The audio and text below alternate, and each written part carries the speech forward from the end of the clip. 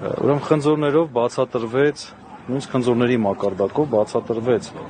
որ Միքայել Սրբազանը որևէ հանցագործություն չի կատարել, խոսել է անցյալի մասին, կոչեր չի արել, բայց ամեն ինչից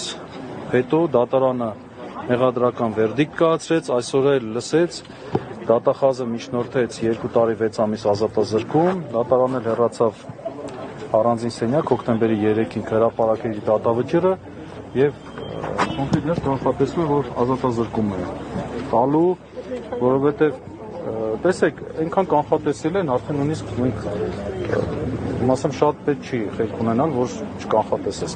Ակնհայտ է 2 տարի 6 ամիս միջնորդեց դատախազը, հետո դատավորը կարող է մի քիչ մարդասիրական մոտեցում ցույց տալ, 6 ամիս իջեցնել, 2 տարի սահմանել կամ 2 տարի 6 ամիսն էլ թողել։ Իմ գործընկերների մի մասը մի քիչ ավելի լավատեսական հակումներ ունեն, բայց հաշվի առնելով այս դատավորի նույնիսկ այն պարզունակ խախտումները եւ այսօրվա մի նիստի ժամանակ էլ դա հատուկ ընդգծեցին,